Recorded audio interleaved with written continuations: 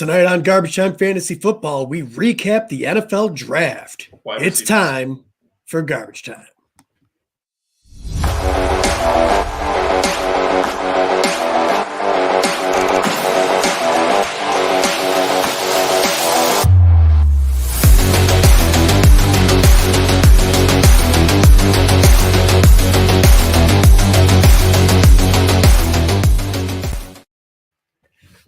Welcome into Garbage Time Fantasy Football. I am your host, Ron Seymour, joined today by JJ, Joe, and Ryan. How we doing tonight, boys? Jets are going to the Super Bowl. Oh, would you? We got to restart. We're not allowing that. Unbelievable. Oh, my God. Jesus, already with this. I can't deal. The guy's been let down for 30 years straight. Hey, I know. You fucking asked.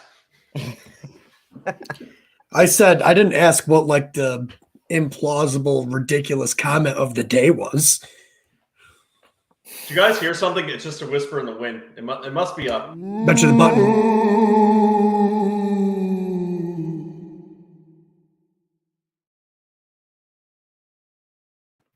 Anyway, enough fucking around here, guys. Much like all of Joe's, every free agent goes to the Jets talk, he's also overusing that button.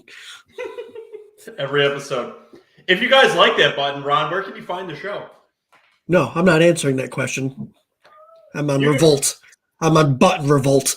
You're on protest. You can find the show on Spotify, Apple, Google, TuneIn, iHeartRadio at www.garbagetimeff.com. You can also like and subscribe to the show here on YouTube. There, Jeff Ron, I did your job for you. Thank you, Hector, for listening. You totally forgot the Instagram, though, and the Twitter. Garbage Time FF Doc. It's Garbage Time Fantasy Football on Instagram and Garbage_Time FF on Twitter. If you want to leave your hate mail for Ron. God, that's a hard one. That Twitter one, it doesn't roll off the tongue. No, the Twitter will get you. Twitter will get right under my name. You can just right under my face, just that. Just because it's there.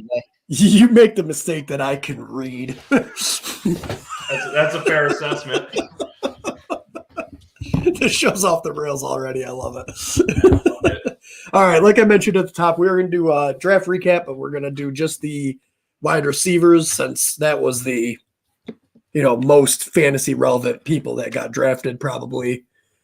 So we're going to run through that. But first, Joe, do we got some news? Yeah, we do have a lot of news. All right.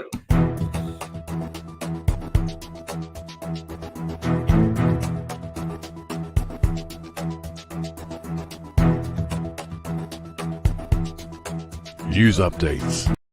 All right, since this is going to be a very heavy wide receiver phased episode, so let's talk about the news that dropped yesterday. DeAndre Hopkins has been suspended for 6 games. What is this going to do for the fantasy value of the wide receivers now currently on that team and for the quarterback position of the Cardinals? Well, I believe, this is probably why they made it a point to bring in Hollywood Brown. Yeah. They probably, because I guess this test was in November. Yeah. So they probably knew of an impending suspension and made sure they addressed the issue within the draft. Now, the question here is, and I kind of brought this up on a YouTube short that I brought up yesterday for the show, who's going to benefit more from this? Is it going to be Rondale Moore or Hollywood Brown? Or do you think they can both benefit from it? It's going to be Hollywood Brown. How much? Rondale Moore really didn't show much last year. I don't know about that. He was still a rookie. Well, I understand he was still a rookie, but you still want to see your rookies. Jamar Chase was a rookie also. Just because he's a rookie doesn't mean he can't show flashes. Rondale Miller. He definitely showed flashes. He was like the most added player the first 4 weeks of the season. Yeah, he just was behind Christian Kirk and Hopkins, who are now no longer in the picture. Well, Hopkins for 6 weeks. I still think it's going to be mostly Hollywood. Rondale Moore might have his spike games, but wide receiver 3 at best. End of the year. I would argue against that. That's close. I think he's going to be. I think he can hit 1,000 yards. I think so too, because I think this is going to lead to DeAndre Hopkins getting phased out by the end of the year. He's approaching 30. I understand He's 28. He's still approaching 30. The Cardinals, I think, are going to look to get younger at this position and don't want to spend a ton of money here. So they're going to look to approach those younger players. I think they're going to focus on the tight end position now, shown by their draft too. So Hopkins could still have a good few years, but I think they're going to look to phase him out. Well, hopefully since he's been caught, he just takes more steroids and he gets better. And also, Ron, you're wrong. He's almost 30 years old. He's 29 years and 338 days old. Eat that, sabotage bet loser. It doesn't really matter. He's still DeAndre Hopkins, and they're not going to just phase him out of the offense because of Rondale Moore. Well, he's at that age. It's very possible. And they're not going to just phase him out because of Rondale Moore. Hollywood Brown's there. They just drafted a tight end in the second or third round. Yep, Zach Ertz back. They'll be fine. Zach Ertz is back. Trey McBride's there. They've got some weapons there. They'll be fine. I mean, Moore had like 400 some yards last year. He'll probably double that. My thing is, what is DeAndre Hopkins' contract? It's expensive as shit. He's locked in this year and probably next year. Right. So Rondale Moore will never be able to make it above the wide receiver 3 on that team. He might be able to this year. Maybe not next year if he's locked in for next year. But in the first 6 weeks, yeah, when D-Hop's not there. But okay, and that's that's a third of the season. He's going to already have a heads up on him. It doesn't matter. As soon as DeAndre Hopkins comes back, Rondale Moore won't be as involved. I forecast an apology bet coming. Ooh, let's get it. Preseason. I don't know how. I don't know what the parameters are yet. We'll find one when we get to our NFC West episode. I mean, DeAndre Hopkins is kind of coming off a down year anyway. So he's on the gas. Help. Because he was injured. Dude, too much steroids. He went too hard. Oh my God. I mean, really, Rondale Moore had just as many targets and only like 100 yards less. So Ron's just jealous of Rondale Moore because he has Dale on the end of his Ron. I mean, it automatically makes it better. Absolutely. Oh, well, with that logic, how could I not secede? Anyway, what does that do to the quarterback position of this team? Missing D-Hop. He wasn't really, I mean, he was pretty extremely average the whole second half of the year. So I don't, like Ryan said, I think same. Yeah, he's not going to be too affected. He was average the second half of the year after DeAndre Hopkins got injured. He needs that alpha 1 wide receiver, which is part of the reason they brought in I'm Brown. saying Hopkins was average. Hopkins missed the second half of the year. How many games did Hopkins miss? Let's see. 4, 5, 6. I was saying, I feel like it was quite a few. 7, I think. And he got injured early in the. He got wind. He played week 8. Must have got injured that game because he only had 2 targets. Then against the Packers, right? Mm-hmm. Yep. Didn't come back till week 13 after the bye week. Only played 2 weeks and then was out another 4 weeks. So also like there's obviously an injury concern as well as he's getting up there in age. So he didn't top 87 yards on the season. No, he didn't have a single 100-yard game. It's not like he was tearing it up. Is there any chance that he's potentially moved at the trade deadline because of his inactivity with the team this offseason? I mean, he's got a heavy contract. They're going to have to pay Kyler Murray next season. I think it's a strong potential.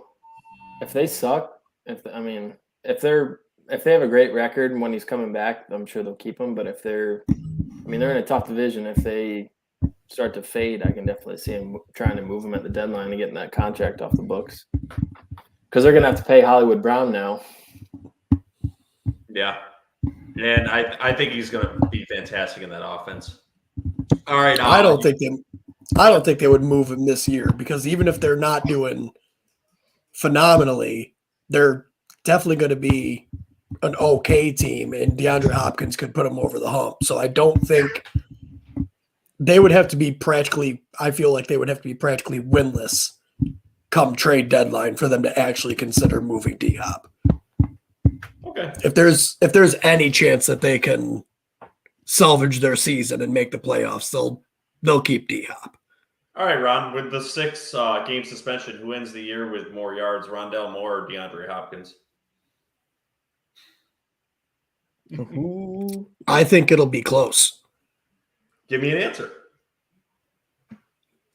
I'm going to give the edge to D-Hop just because he will be the number 1 A or B on the team.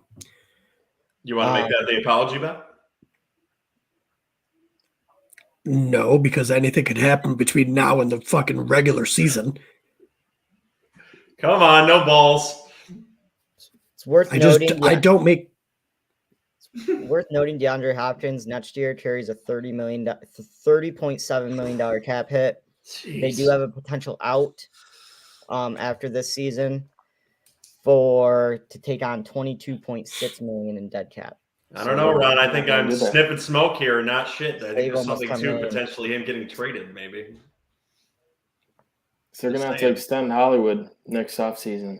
I mean, maybe next offseason he might get traded. He won't get traded during this year. Okay. What's Hollywood's fantasy value this season? Oh, I like Hollywood's fantasy value. I think he's the number 1 wide receiver on the team. I agree with that. I 100% agree with that. Boys? JJ, Yeah. Ryan, you think so too? Yeah, I think he's going to be solid this year. I do, and I think if they have really good chemistry and they're tearing it up on offense, I see no reason why they wouldn't try and move Hopkins and get out of the contract before they're stuck with him. Watch for that. That's the only reason I think that. But I don't see it happening before the trade deadline. He's going to be suspended for 6 weeks.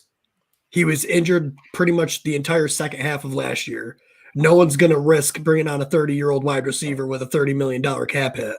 Yeah, that's his halfway through the season. That's a fair point.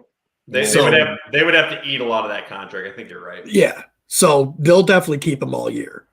We'll see. Unless the Texans, it's a difficult trade.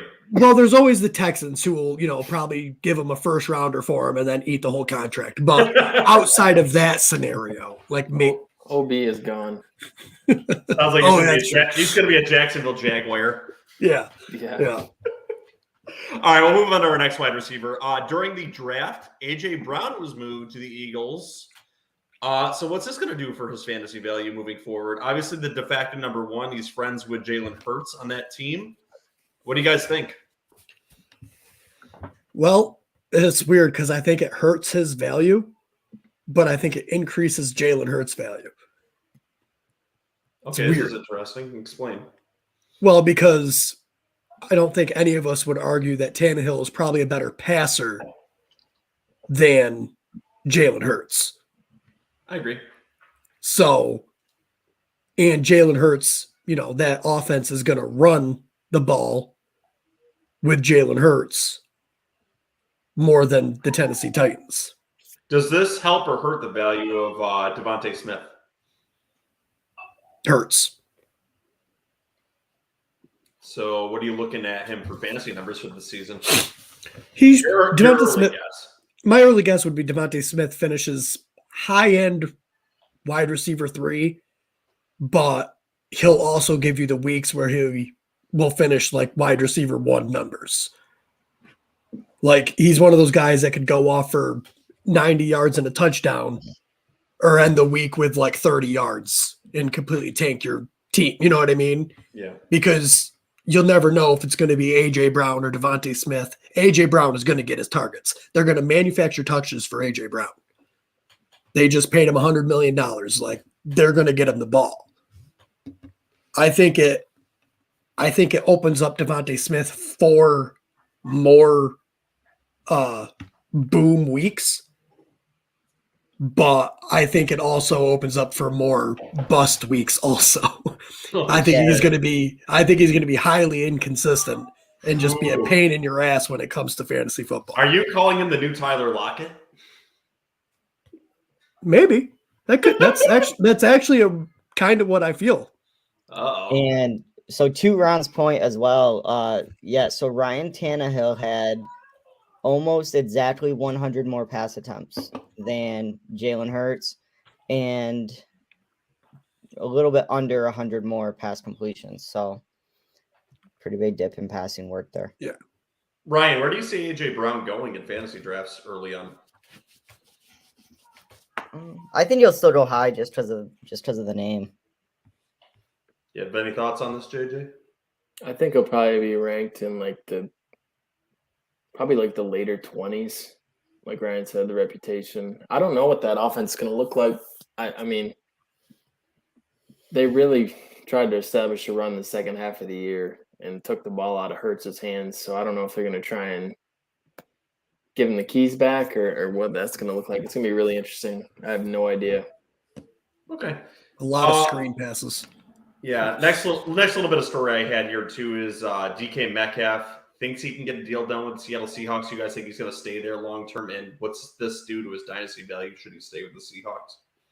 Now that we kind of know their quarterback situation. No, his dynasty value took a hit because they didn't draft a cute quarterback. Not anyone of note. So they're definitely going in with Geno or Drew Lock. I think Geno wins that competition. Or Baker Mayfield when they realize they have nothing in training camp. I don't know, Out man. on him. I hear they're out. Well, when you see how Drew Lock throws that ball, they may change their mind. We got to remember that Geno didn't play horribly. No, he was okay when he came in for Russell Wilson. So I think he wins over Drew Lock. You think in dynasty leagues you'd try to buy him like cheap right now? I mean, I don't think you'd be able to because of the age, but you think you'd I don't think he'd be able to get him cheap enough to have it actually be buying the dip. You know what I mean? I think you're still paying, and you're paying for risk at this point because it really could be just years of quarterback purgatory for the Seattle Seahawks. I think they're always going to be one of those teams that's good enough to not get like a top 5 pick. You know what I mean? They're always going to be good enough to win those games. I agree with you a lot here because they drafted Charles Cross at 9 here, and I kind of had this initial feeling too. They're really going to go heavy at the running game too, especially considering they drafted a running back from Michigan State too, Kenneth Walker. Yeah. So they're looking to revamp that running back room. They've added an addition to the offensive line, so it kind of shows their hand for what they're going to do this upcoming season, which is a heavy running game and strong defense. And that's what Pete Carroll has always wanted to do anyway. Mm-hmm. Ryan, JJ, you have any thoughts on this? I think Drew Lock will probably get the first shot, at least. I could see him getting benched. His skill set on paper should fit with DK Metcalf, but I mean, I can just see that going poorly. I don't know. I don't know. I think I don't know. I really don't know. See, the reason I give the edge to Geno is because Geno knows the system. Geno has the repertoire with the wide receivers already from taking over for Russell in the games where Russell was injured. Like, I think Geno, who already knows all the stuff, is going to beat out Drew Lock in training camp. Unless Drew Lock somehow just becomes someone completely different than who he was in Denver. Maybe the mile-high air, caused him to have issues. And he's going to go to nice, sunny Seattle now and be better. I don't think that happens. That's why I think Geno goes. Let me just go into tanking conspiracy here, though. If I really wanted one of those top quarterbacks next year, which there's a few of them supposedly coming out, and they didn't really address that quarterback situation in the draft anyway, I would kind of want the worst quarterback to play, which would be Drew Lock in this situation, I think. Oh, Smith fucking sucks. I'm sorry. They both suck, but it's a terrible situation. I don't think Pete Carroll is the type of guy to tank. I do. I think for a new quarterback, he will. I think he'd rather trade a bunch and trade up into the first round further to get one of those quarterbacks rather than try to tank it out. You know what I mean? Pete Carroll was corrupt at USC. He definitely wouldn't be afraid to tank. And I mean, if he really didn't want to tank, he could take his chance with Baker Mayfield out there, and he's not going to. I don't know. I think people are afraid of Baker Mayfield's attitude. Yeah, it's really be strange to see where he goes. Yeah. I don't know. The USFL, maybe. All right, next little bit of news here, too. I want to talk about the fact that Josh Jacobs didn't have his fifth-year option picked up from the Raiders. I found this very interesting for fantasy football. What does this look like going into the future, especially for his dynasty outlooks, and is maybe potentially some rookie that just got drafted on his team, the future outlook of the Raiders? That's the weirdest part. Not only did they not pick up his fifth-year option, however, they didn't pick up anybody's fifth-year option. Yeah, none of the first-round picks. So, but the fact that they also then went and drafted a running back, I don't remember when. I thought it was Zamir White in the third round. Yeah, so I mean that's not great draft capital, but I've been hearing it a lot. Like we kind of need to rethink the draft capital for the running backs because you don't have quality starters in the third round. Yeah, and you don't get your. Yeah, it's going to be a long time, I think, before we see another running back go top 10 in the first round next year. Bijan Robinson. I don't know. I feel pretty damn good. No, I've heard, yeah, but just seems top 10 is You're. Jonathan Taylor was a second round pick. Exactly, Jonathan Taylor, second round pick. Nick Chubb was a second round pick. Like these guys are going to start falling into the second round and maybe late first round. So we got to start looking at draft capital for running backs and seeing like third round might be the new second round, which might still be good draft capital. I understand we're not on the running back episode, though, but I know JJ's onto this, too, because he mentioned his name right away, and I know he's paying attention to it like I am. You like Zamir White for the future, don't you, JJ? Yeah, in my dad's league, we have a college draft like way before the season. Mm-hmm. So I actually have him, so I kept up with what he's did at Georgia. I don't know. He's not a notorious pass catching back, but they got Kenyon Drake there. Mm. So I think their vision is he slides right into the Josh Jacobs role, and they don't have to pay Josh Jacobs. Okay. All right. Next little bit of news I've got here, too, is I just wanted to cover the fact that Deebo Samuel was not traded. Still wants to get traded. Do you guys think he's going to ultimately stay with the 49ers for years to come, or do you think he's going to force his way out eventually? I don't know about years to come, but he's definitely going to be there until his contract's up. I'm kind of getting that feeling, too. JJ? A lot of hard questions, Joe. I don't feel like thinking that much. Leave him alone. He's tired. I've always got a good format for the shows, man. I think he's going to get moved. This year? But this year, like before the season? Wow. I mean, it would fall right in line with how wild this fucking offseason has been. The draft, like those receivers getting moved. Nobody saw that coming. Dude. No. The Marquise Brown one, whatever, but that A.J. Brown one, that one got me. That first round was fucking wild. I loved that first round. McLaurin's issue is still out there too, quietly. So maybe they could swap. They should just give them the Bears for free. I mean, the Bears will have some capital now that the draft's over, so it's possible. Speaking of the Bears, Nick Foles got cut from the Bears. Where's he going to go, JJ? This isn't highly fantasy relevant unless someone gets hurt, but he was on your team and did help for a little while. So where's he going? I don't know. Doesn't matter.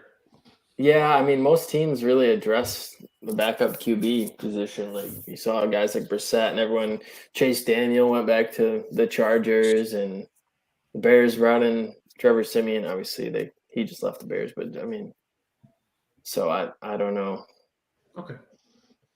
And two last things I really wanted to cover, and I'll just cover them very quickly, is Falcons caught Mike Davis, which I think is interesting considering they just drafted a rookie running back, so that's someone else to evaluate there too. And the last thing I wanted to cover was we have a Sabotage Mock Draft champion. That is Mr. Ryan Warner with a high point total value of 7 points. I think he got 3 right. He got me by 1. Oh man. Just imagine if I That did was the so Joe close. method for Pitts 1 and 2. I know it. Oof. Oof. I don't remember which ones I hit, but Oof. It was a brutal sabotage mock draft for all of us. it was I- a messy first round. I mean, I know my favorite one that I hit was Drake London, first wide receiver off the board. We all know my favorite was the fact that I picked Trayvon Walker to go number 1, and none of you had that. how did we not predict AJ Brown to the Eagles? I don't. Yeah, I don't know how we didn't get that one. How is that How the not fuck on did our we get that radar? wrong? Or Hollywood Brown to the Cardinals. Yeah. Unbelievable. And All then, right. you What were know, you saying? how did we not guess Strange to the Patriots? I mean, no brainer. Cole Strange. So, Joe, outside of getting picks 1 and 2 right, what else did you get right? Absolutely nothing. Oh, okay. I was just checking. Hey, JJ, how many points did you end with? How many points did you get, I Jay? was trying to sit here quietly and wait for this to blow over, so my name didn't get brought in.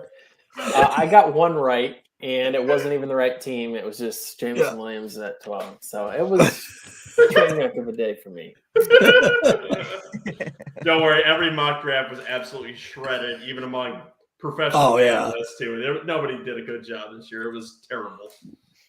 That's what made the draft so fun this year. It was, it's not as predictable as last year. Just going around the room really quick. What are your guys' thoughts on the draft? Though, like, was there anything that just stood out like crazily for you? Malik Willis dropping into the 3rd round. Unbelievable. Yeah, Wild. and I saw like the pay difference. Like they said he went from like 50 million if you would have been drafted in the 1st to like 8 million being drafted in the 3rd. Just insane. It's wild. My big takeaway was Drake London going to the Falcons, so that was interesting as hell because he's going to be a volume hog there, and because of that, I lost an apology bet to JJ. So I'll be reading that in the coming days. I also thought it was hilarious the Packers still didn't take a wide receiver in the 1st round. But got Christian Watson in the 2nd round, which I think They is can good fuck value. themselves. Much to JJ's dismay. We'll cover that in the rookie portion of this episode. But yeah, with that, I think we have an apology to get to. Correct, Ron? No, I suppose. All right, let's do it.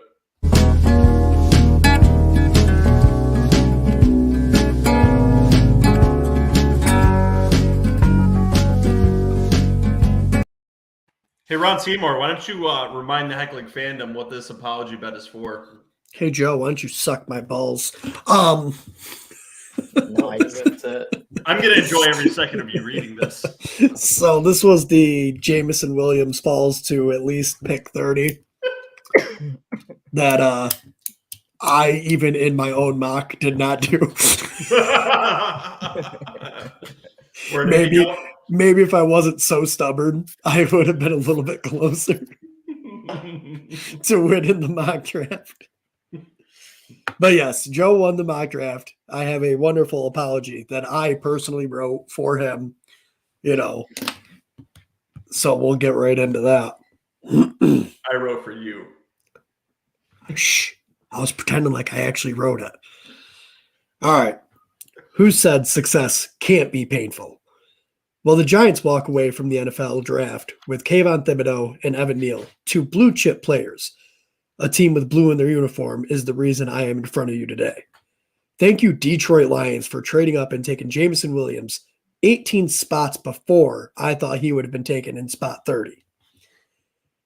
At least I can solace in the fact Jameson Williams, who has thoroughly screwed me and put in this position, is going to a shitty team. That was hard to read. But still a team. Damn it, Joe. I know, right? But still a team much better than the New York Giants. I mean, what team starts their draft off incredibly, taking 2 top players and follows it up by taking Wan'Dale Robinson in the 2nd round when Sky Moore and Alec Pierce are on the board? I mean, who the hell is Cordair Flott? I've never even heard of this player. It's like a ghost was drafting for us after round 1. A ghost named Ron Seymour.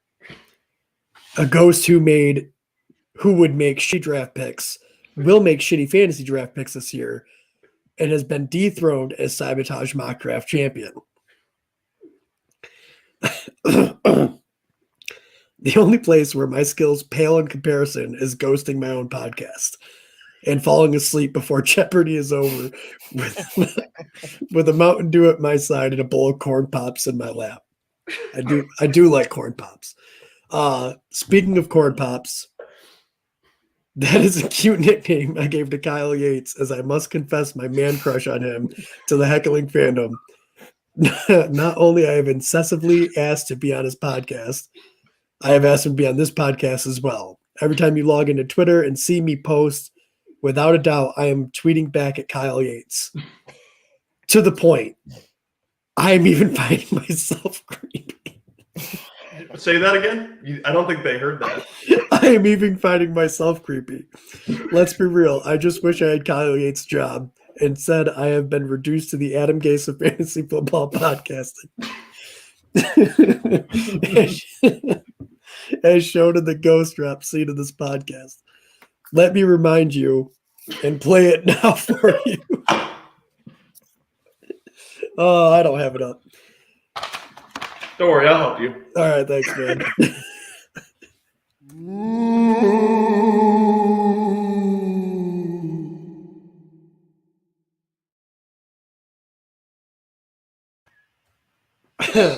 Now with that, my apology bet is over, and I must agree with Joe that my team will only win 2 games this year. I will revert back to my true self, the ghost of Adam Gase. Daniel Jones sucks. Good job, Ron. Take a bow. Well done. That was a good one, Joe. That was well put together. Other than that spot in the middle, that was just a grammatical nightmare. It was good. All right, are we ready to get into these wide receiver rookies?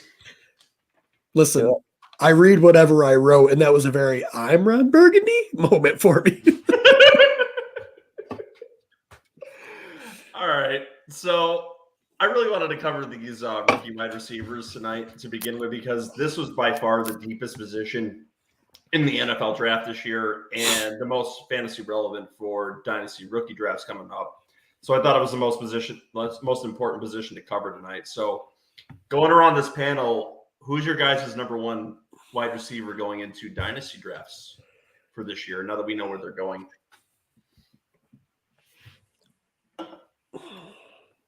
JJ. Way to drop it in his lap.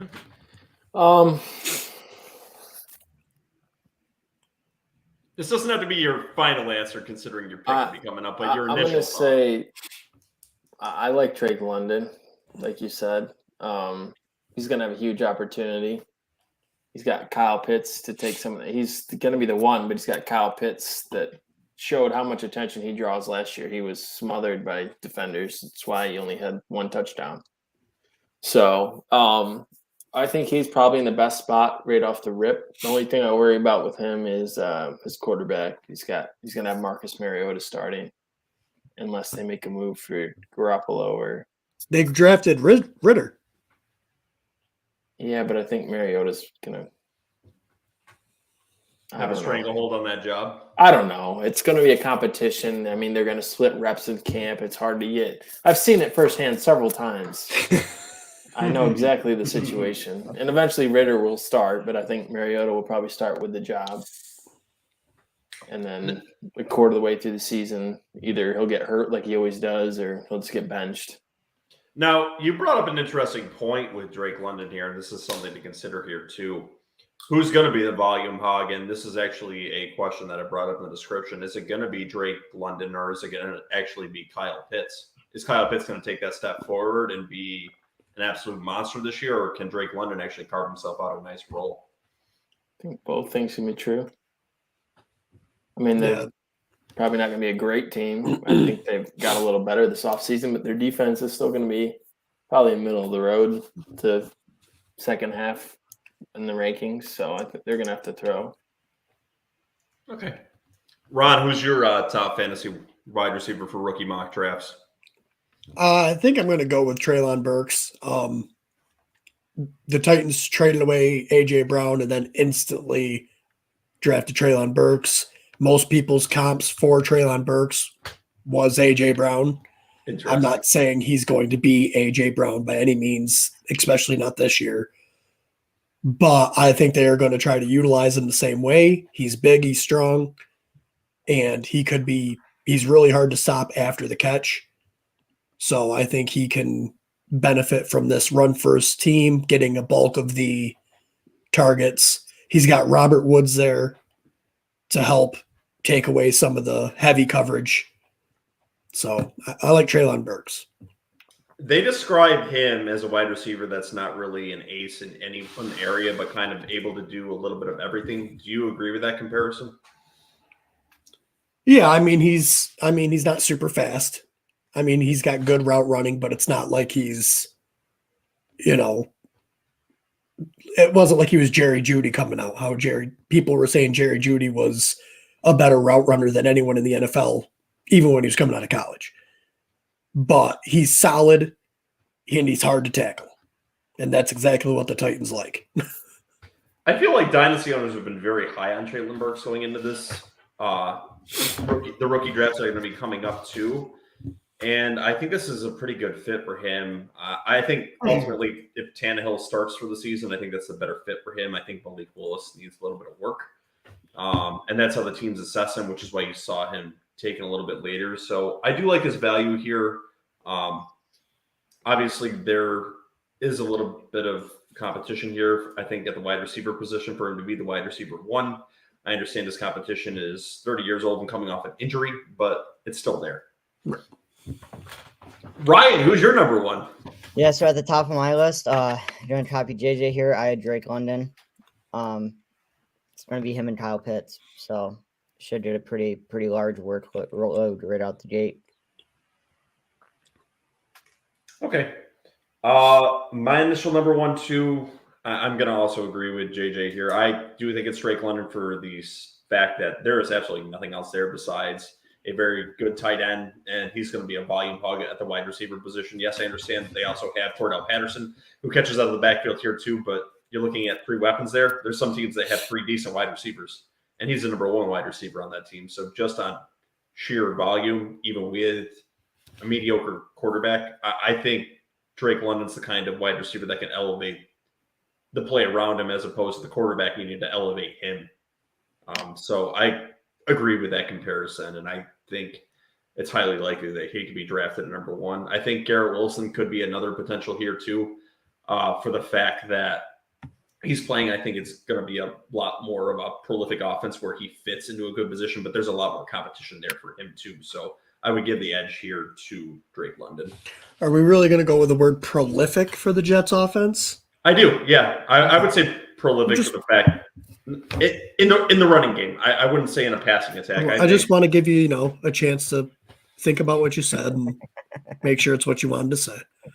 Well, there's a lot of weapons there, and that depends on the quarterback. But that's for another episode. We won't get into that. We'll get to that when we talk to Garrett Wilson a little bit. Okay. Next thing I wanted to cover here too is there's some wide receivers here that weren't thought of as nearly as prolific, but went to teams with high-level quarterbacks like Sky Moore and Christian Watson for the Packers and the Chiefs. What do you guys think their value is for this offseason? We'll let JJ start with Christian Watson. I would like to take this opportunity to tell the Packers to fuck off. Because going into the draft, I said the one guy I really wanted the Bears to get was Christian Watson. And the second I saw those assholes trade up to 33 or 34, whatever it was, I knew they were going to take him. I'm not that interested in Christian Watson this year. Look at Devontae Adams' first 3 years. It takes Aaron Rodgers quite a while to build a relationship with the receivers. And maybe that's expedited now. The league is different. But historically, it's taken a couple years for him to start to trust a receiver. And I think that they're going to probably spread the ball around a decent bit to Lazard and Cobb and Watkins for the 4 games that he's going to play next year. So I think he's okay. Sky Moore, I think, is probably I'd prefer him. He's got Kelsey there to take some looks away. And Hardman, I don't know. Maybe I think they could now keep Hardman in the role he's been in, keep him as a return man, and let Sky Moore run with the job. It's all going to depend on how quick he picks up the playbook and gets along with Mahomes. But I like Moore a little bit better than Watson, at least the first year. So would you argue that Sky Moore has a better dynasty outlook right now for the simple fact, too, that his quarterback is at a much younger age currently, and Aaron Rodgers may retire in 2 to 3 years when Christian Watson could potentially be taken off? Yeah, I think I'd prefer Moore in dynasty. What about you guys? Yeah, I agree. Sky Moore and Dynasty over Christian Watson. Okay. What about you, And Ryan? probably this year also. Yeah, I mean, I had Sky Moore ranked a little bit higher than Christian Watson. Both guys are going into teams where there's huge holes. Tyreek Hill took like 159 targets last year. Christian Watson took 169 targets, so pretty large workload there to go around. Oh, it's just me. So there's a lot of targets that need to be redistributed now. So it should definitely benefit Sky Moore quite a bit if he picks up the offense pretty quickly. Very pass heavy team. So where do you think he's going to be drafted, Ryan? in like dynasty or typical? Yeah, in Dynasty. Where in the first round? Yeah, I'd say yes. Okay. I would go with the opinion here that I think actually Christian Watson, I think, is going to have the better outlook long term. And I love how I'm the one talking, and JJ is now currently up on the screen.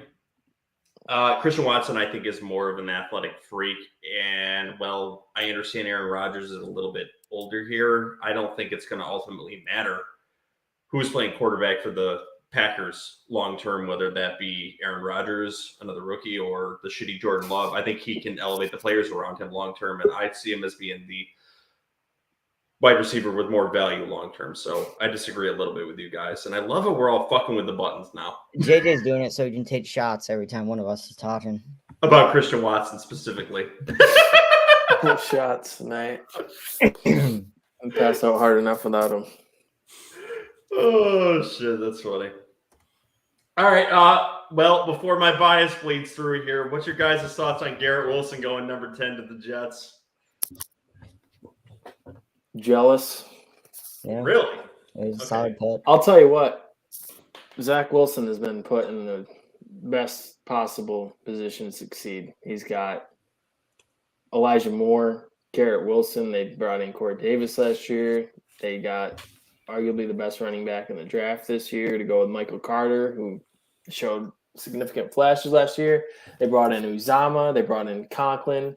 And on top of that, they had been building the line the years before. So if he has any talent at all, the offense has the possibility to be, as Joe said, prolific.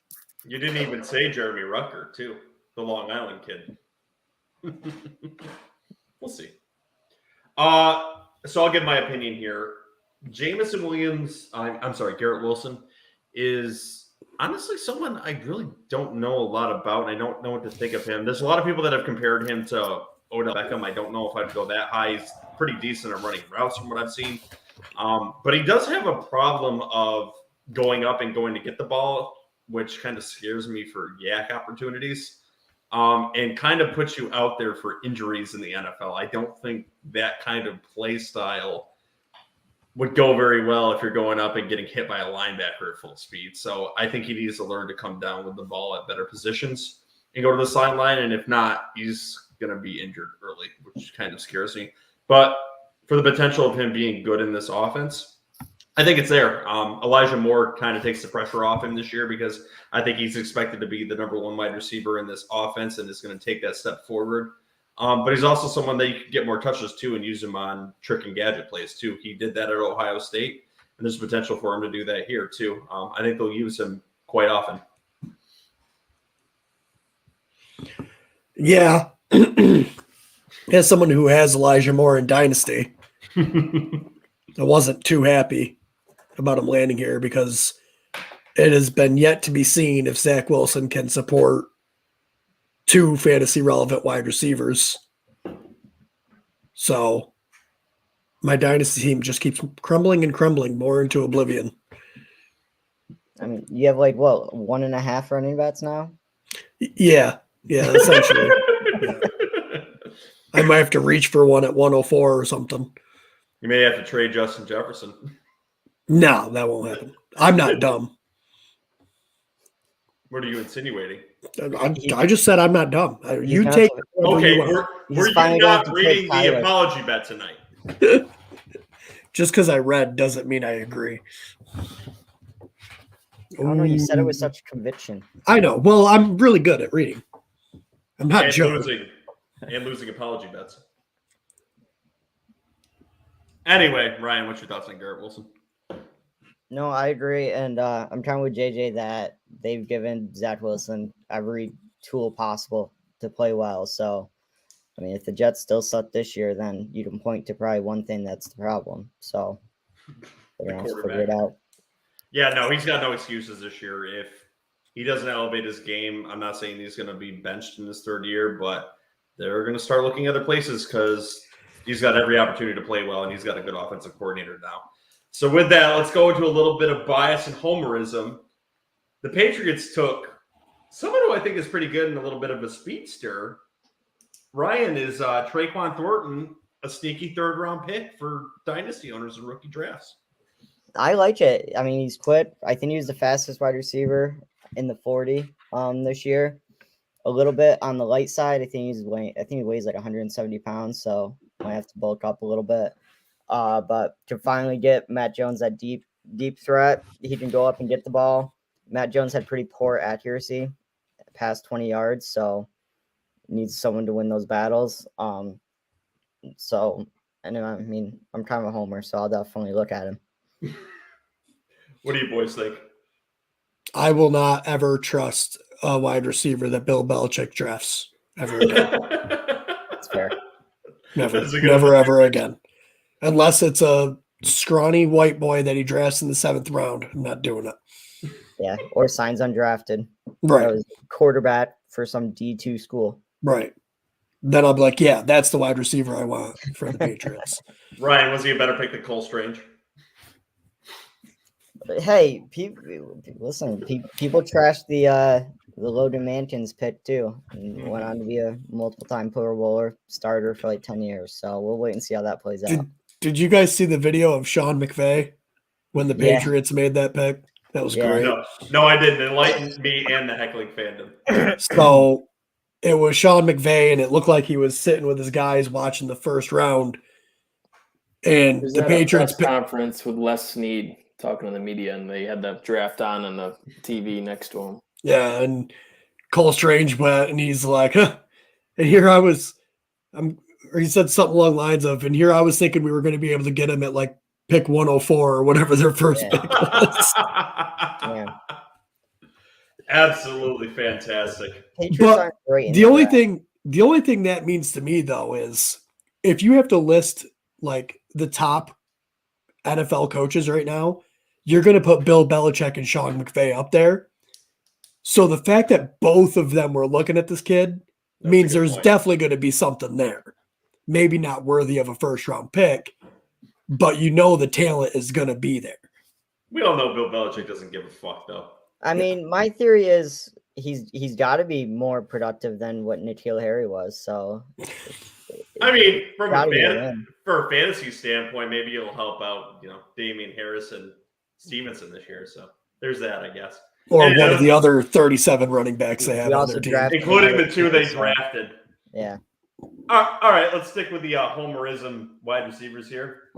And go with Wan'Dale Robinson for the Giants. What's your thoughts on this, Ron? Look, he's really good on my Madden team.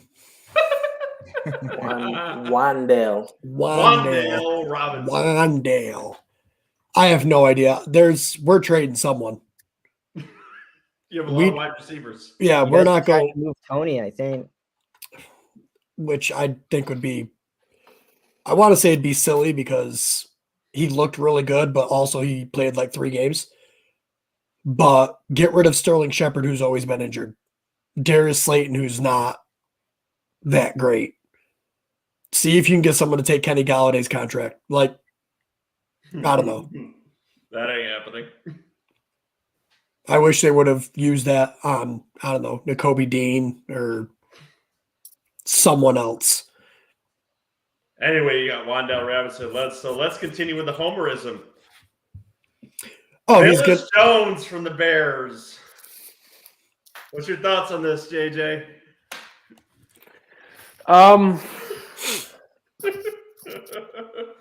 He wasn't on my radar.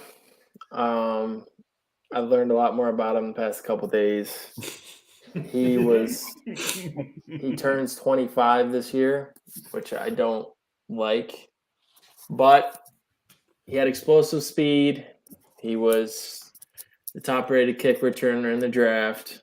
I think they're going to move him around in the offense a lot. It's just going to be a weapon that they motion and everything. The new offense that the Bears are going to be running, they have a lot of motion and receivers moving around. So I think he's going to be kind of all over the field. So I think it could be a good player for the Bears. I don't know how fantasy relevant he'll be. We'll see how he clicks with Fields early on.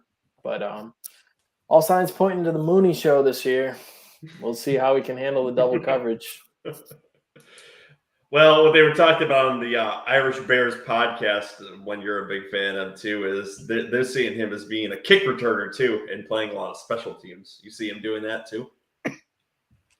Maybe. They drafted a kid out of Baylor too, the running back, who is also a return man that with sub 4.4 speed. So they drafted a lot of speed for special teams. So I think he probably will get the first crack at kick return. Okay. All right, we'll move out of the homerism and get back to the more prominent names too. What's your guys' thoughts on someone who I think may sneak down dynasty rookie draft boards a little bit, and I think is a good option, Chris Olave to the Saints? Yeah, I like Chris Olave. I don't think he sneaks down nearly as far as you would expect him to. I'm thinking he's probably in the range of 5 or 6. Yeah. How much do you think Michael Thomas being healthy caps what his production will be this season? I think it actually helps his production. I do too. Because now he's going to be going up against the second corner. You know, the coverage is all going to be rolled towards Michael Thomas, assuming Michael Thomas comes back and is Michael Thomas again. Right. But I think it all focuses on Michael Thomas and it frees up Olave. On top of that, you know, they have their Fight Club running back to Alvin Kamara, who's probably not going to be suspended this year. They'll wait another year to suspend him. So he'll get a lot of passes too. Michael Thomas will be back. The Lobster Thief is back to throw him passes too. So I think Chris Olave could have a pretty productive year. Maybe 700, 800 yards, 5 TDs would be a pretty good rookie year for him. And I think he'd have pretty good dynasty outlook long term. Yeah, and I like him. Not that Jameis Winston is the same as he was with the Buccaneers, but he has shown that he can support 2 fantasy relevant wide receivers. So he has done that. Yeah. Significantly support. Yeah. JJ, are you a big fan of Chris Olave? You seem to be. Yeah, I think it's a good situation for him, playing inside on the dome, fast player, good route runner. Like they alluded to, Michael Thomas to kind of take some of the pressure off him. So I think he can definitely get open. And Winston throws a decent deep ball. So I think he could clip 1,000 yards this year if he picks up the offense quick enough. Interesting. You pissed he's not in the Bears? I knew they didn't have a shot at him. I knew he was going to go somewhere like before 20. Okay. All right. And did the Washington Commanders take Jahan Doctson way too high, or is this a good fit for their offense? I don't know. It was definitely higher than most people had him going. Well, Ron, this is a goddamn fantasy football podcast, so give us an answer. I don't think he'll be relevant for fantasy football. He might have some weeks where he's creeps into wide receiver, low end wide receiver too. But it depends what happens with McLaurin. either way, the situation is not great. But if McLaurin gets moved, he's going to get a lot of opportunities. So Yeah, I'm thinking McLaurin's still going to be there. I don't think McLaurin if gets McLaurin's moved. there, I mean, it's Carson Wentz. He's not going to. Yeah. This is going to be a run-first offense. Do you see him having more dynasty value than actual regular fantasy draft value this year then? Like, Well, yeah, I like his dynasty value, but at the same time, it is the Commanders, and they don't have a history for fixing their quarterback position very easily. So it makes me nervous that he went there because who knows when they're actually going to have a good quarterback. it's been a while. Yeah. It feels like it's been a while. All right. Is Jameson Williams' career going to die with the Detroit Lions, or is he going to find the value that we all think he could have on a team that wasn't Detroit? I would just like to pause and ask what the fuck is wrong with the Vikings. Go ahead. They moved back from 12 with a division opponent and let them take maybe the best receiver in the class. And then they moved back in the second round and let Aaron Rodgers get a receiver. Like, why are you trading with your division rivals? What the hell are you doing? Valid question. All despite the Bears.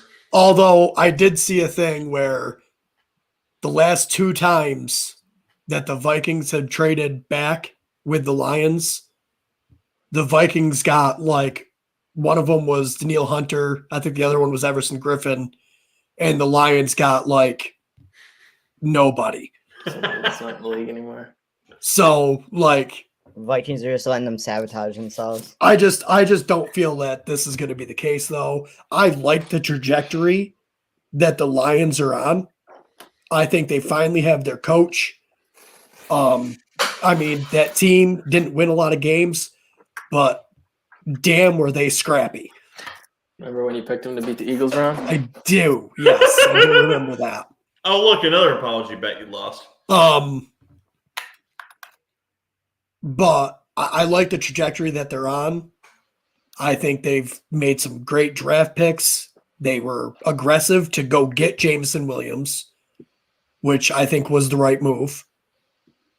And Jared Goff is okay as a quarterback. Serviceable. He can support fantasy relevance. I mean, he did it when he was with the Rams. I mean, he went toe-to-toe with Patrick Mahomes in a high-flying game, so you have the potential of those weeks coming there. But I think there's a point here that we kind of are overlooking is early in the season, I think you're going to see Amon Ra St. Brown's value look great because he's going to be one of the only targets to throw to. But this really long-term could hurt his value for fantasy football. And I, as an owner of him in Dynasty, am really shooken up about what to do with him. I really like what I saw from him last season. But Jameson Williams is immensely talented, still coming off from an injury.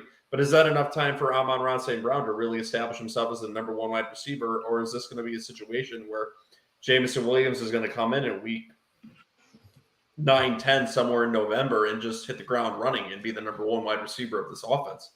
It's a really interesting question for Dynasty owners to figure out what to do with Amon Ra St. Brown because we don't really see what the long-term value of him is. And I don't know if I can trust his long-term value. It may be a point where some owners want to trade him at his high value currently because it may not be there. Honestly, I'm very chooken up about it, and I don't know what to do with him. I think it's already started tanking. The moment they selected Jameson Williams, Amon Ra St. Brown's dynasty value took a huge hit. A little bit. What's your guys' thoughts on that fantasy value? St. Brown is a slot guy that, demands volume, whereas Jameson Williams, he's probably going to play on the outside as a speedster. So I think they could work well together. Okay. It probably hurts him a little bit, but I'm not too worried about it. Unfortunately, the Bears are probably going to finish 4th in the North because I think the late round said the Lions are doing things right now. That's got a nice ring to it, though. 4th in the North. It goes. Maybe they'll get hopefully they get like a top 3 pick and can trade back. Joe hasn't said that you're going to get only 2 wins yet, which is shocking. I think the Bears are going to have a better record than the Giants. I'll apology bet that right now. Sure, do it. 100%. I'll do it. Oh, yeah, JJ and Ron. A 3-way. Yeah, the Bears will not have a better record than the Giants. We'll do me and you against Ron. Bears have really easy schedule. I mean, they're going to have Bills 6 have or 7 wins. The Bears have no wide receivers. They do. Darnell Mooney. That's it. Bayless Jones. There's still receivers out there. All the Giants draft are wide receivers, so they got like 9 of them. Yeah, we've got all the wide receivers. I don't think you guys are giving the Giants enough credit. Am I sitting here saying that they're going to be playoff people? No. I understand. Jones is a soy boy. I think Daniel Jones has already gotten us to 6 wins on a season before. Hey, boys, you know what that sounds like? An apology bet. Oh.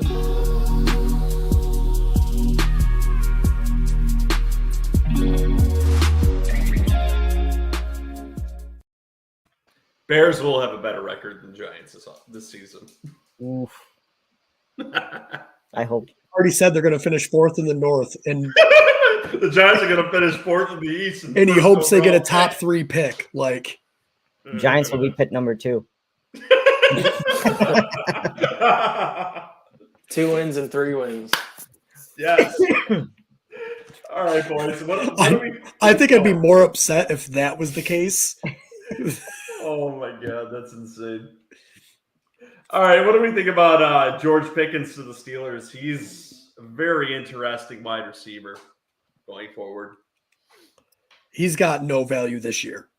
Agreed. He might have value, going forward in Dynasty, but I don't think he has much value this year. I think he might. It depends. He's really kind of an immature kid. That's why he fell. If he talked the talk, he probably would have gone in the first round. Mm-hmm.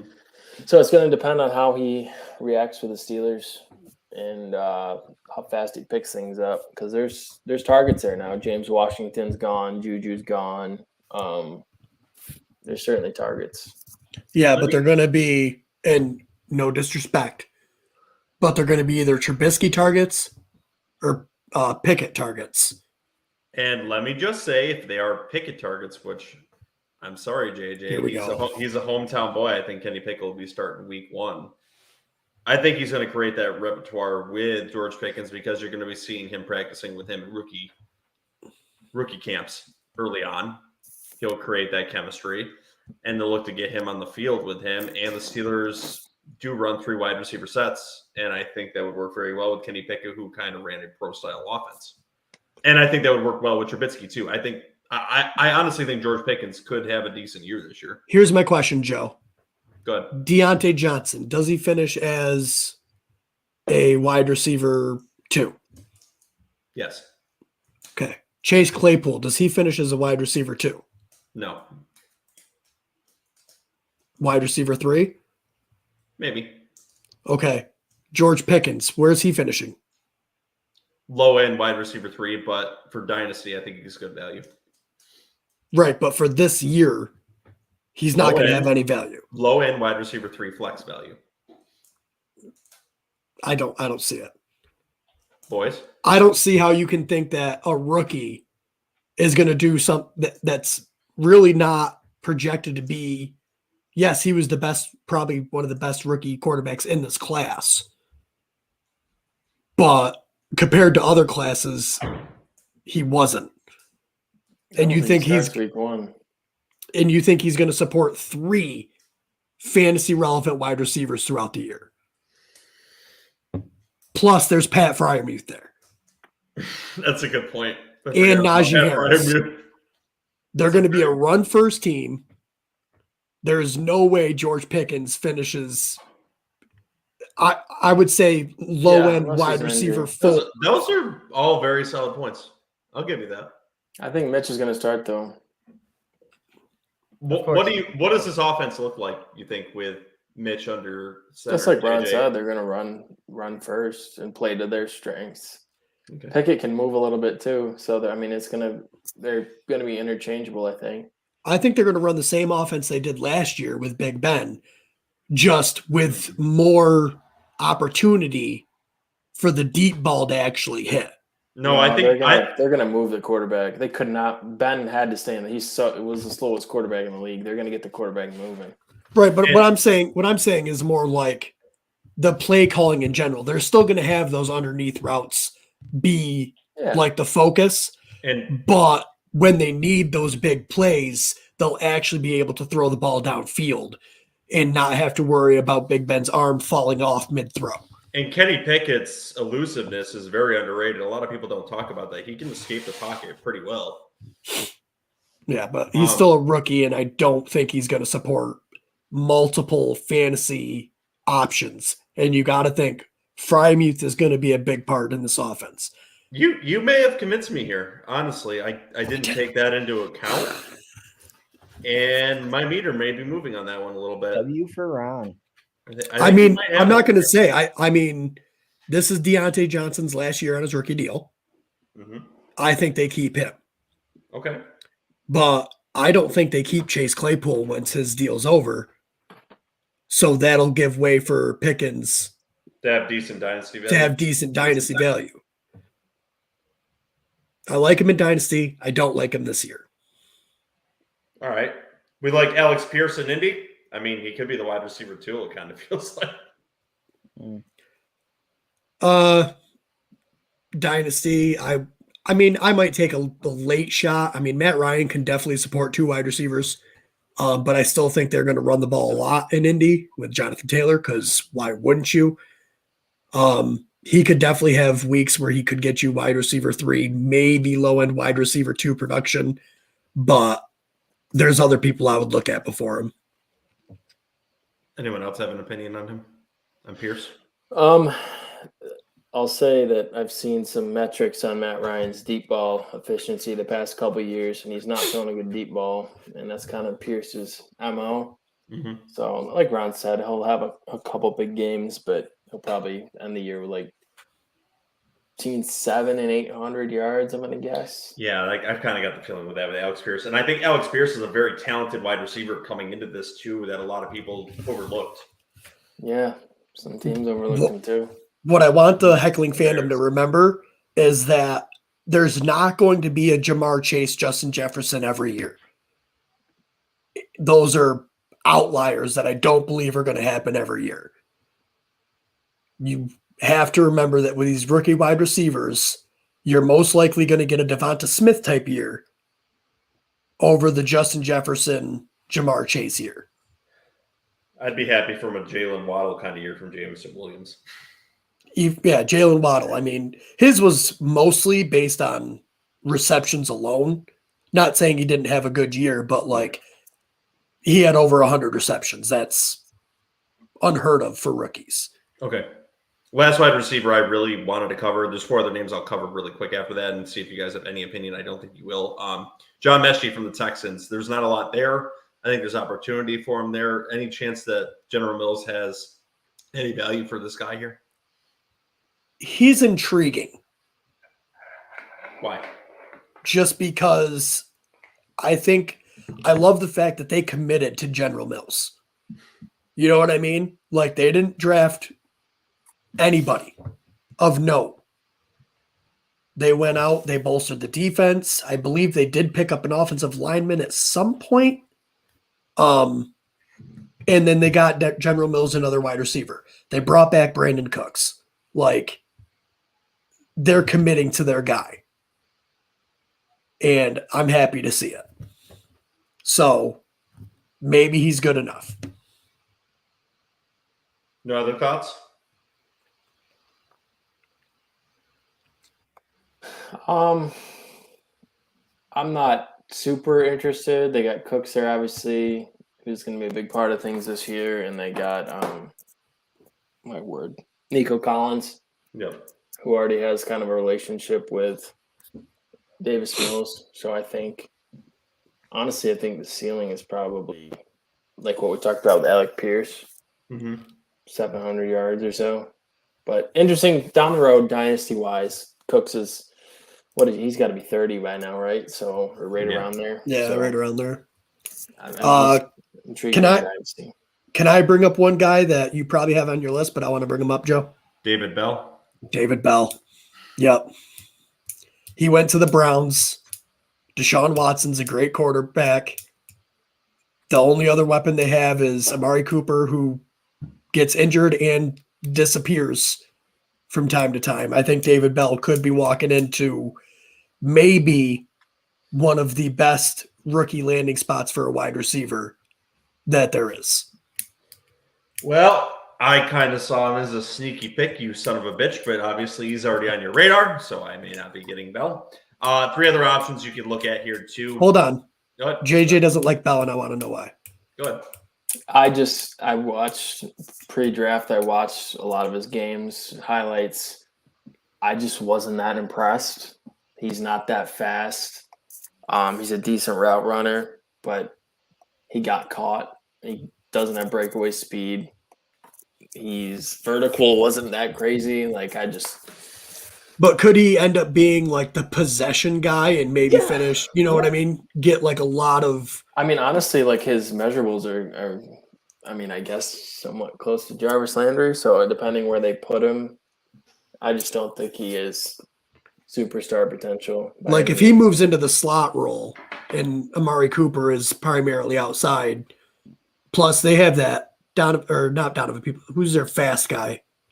Schwartz. They have Schwartz on the other side. Like he could end up, PPRing his way into a pretty good fantasy football year. Yeah. And we're talking about potential here, and this is for dynasty leagues specifically, where you're going to get him second, third round anyway. I think he's a great value, and there's a spot for him there.